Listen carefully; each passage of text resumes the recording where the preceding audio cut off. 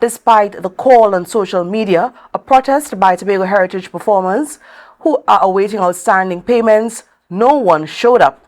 The media, however, was fully present at the Division of Tourism, Culture, Antiquities and Transportation, where they waited and waited. It was not all in vain, though, as Secretary Tasha Boris showed up to address the situation, even though the protest did not happen. Reporter Candice Jackson was there, and she has the details.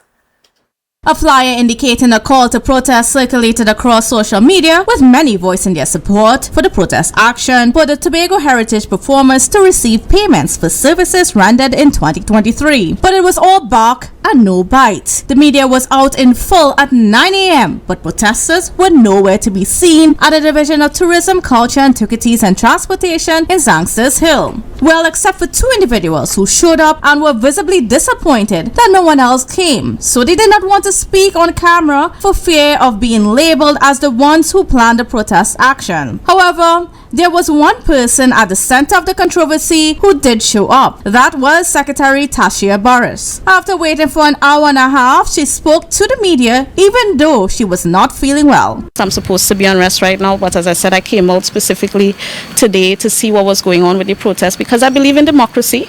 I believe that people should live in a society where they are free to express their opinions without fear. Boris has received heavy criticism for not paying the Tobago Heritage performers many months after they rendered their services to her division. She said it was not a situation the division wanted to be in. However, I would like to take the opportunity to apologize to all of the persons. Again, this was not a situation that we would have anticipated should have taken this long. In fact, we had anticipated that this situation should have been resolved since last year, somewhere October, November, at the end of financial year. However, it was around that time we changed administrators in the division, and that added somewhat to the delays. Boris also explained that the recently proclaimed procurement legislation caused a few challenges.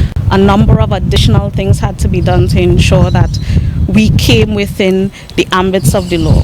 So the processing of the payments took a little bit longer than we anticipated. She pointed out that there already exists a policy on paper to treat with engaging performance more efficiently, where we have to ensure that before people perform, we could at least pay them some kind of down payment of 50%, and then we are able to settle the balance within a reasonable period of time. And reasonable for business could be anywhere from between 30 days to 90 days, depending on who is the supplier you're dealing with. Despite the existence of that policy, Boris lamented that it has not been easy to execute. However, she assured us that they are doing their best to enforce the policy and address outstanding payments in the shortest possible time.